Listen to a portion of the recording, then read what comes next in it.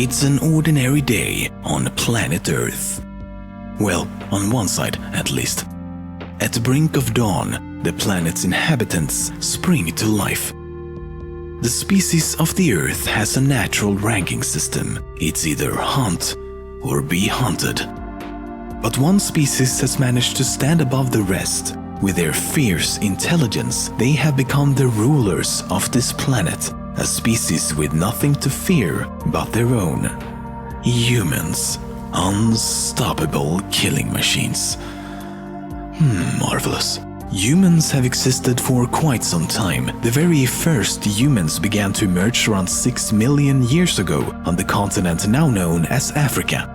These early humans looked more like apes, except now they could walk on 2 legs instead of 4. This was a crucial step for human evolution, as we now had 2 spare hands we could freely use for other purposes. Over millions of years, humans continued to evolve in Africa, and species like Neanderthals, Homo erectus and of course Homo sapiens flourished.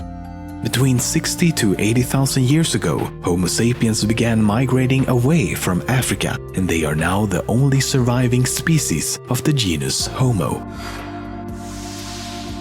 Blood. Humans have lots of it. In fact, if you were to take the blood vessels out of a human body, stretch them out into one single long tube, it would kill that person. That tube would also be 160,000 kilometers long. The lungs are quite enormous as well, because the inside of a human lung have some extremely complex features. Combined, these features give the human lung an internal surface area of roughly 70 square meters, about the size of half a tennis court. This would also kill the human. Carl Sagan once said, and I quote, "We are made of star stuff." And while it sounds like something poetic, it's actually true. The elements that make up our bodies came from exploding stars or supernovas. But how much of our bodies are made of stardust? The average human body contains 7 octillion atoms. That's a 7 with 27 zeros. Now, to figure this out, we need to go back to the very beginning, the Big Bang. To be completely honest though, we don't actually know how the universe began, or if it had a beginning at all. But for the sake of simplicity and the fact that it is the most accepted theory, let's go with the Big Bang. It goes like this. Not long after the universe came to be, subatomic particles assembled into hydrogen and helium, the 2 simplest forms of atoms. Once enough time had passed, these 2 elements clumped together and the first ever stars were born. All the other heavier elements, like the iron in your blood, came from these stars. So all we really need to do is figure out how much hydrogen and helium our bodies contain and then subtract that from 7 octillion. Turns out that we basically have no helium in our bodies and roughly 4.7 octillion hydrogen atoms. So 7 minus 4.7 gives us 2.3 octillion atoms that came from the stars. In other words, humans are a little more than 30% stardust.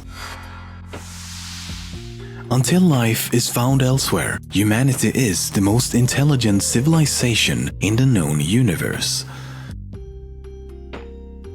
We have come a long way, and our progress and achievements continue at an ever-increasing rate. But in the beginning, progress was very slow. The use of stone tools first emerged around 2.5 million years ago, and the first evidence of controlled fire dates back to 400,000 years ago. Compare that to more recent events and it's a completely different story. Only in the last 5,000 years or so, humans went from the invention of written language to standing on the moon.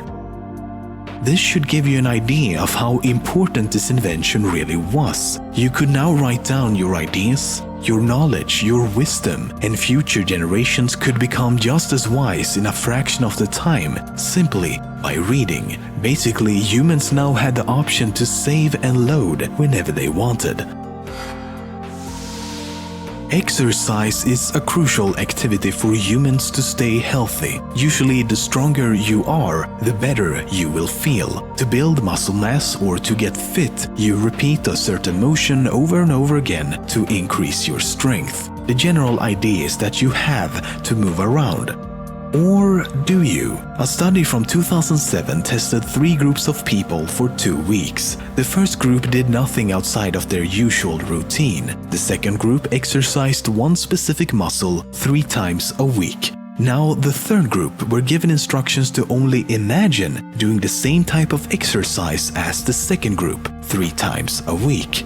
The control group who didn't do anything saw no difference. The second group who exercised saw 28% increase in strength, no surprises there.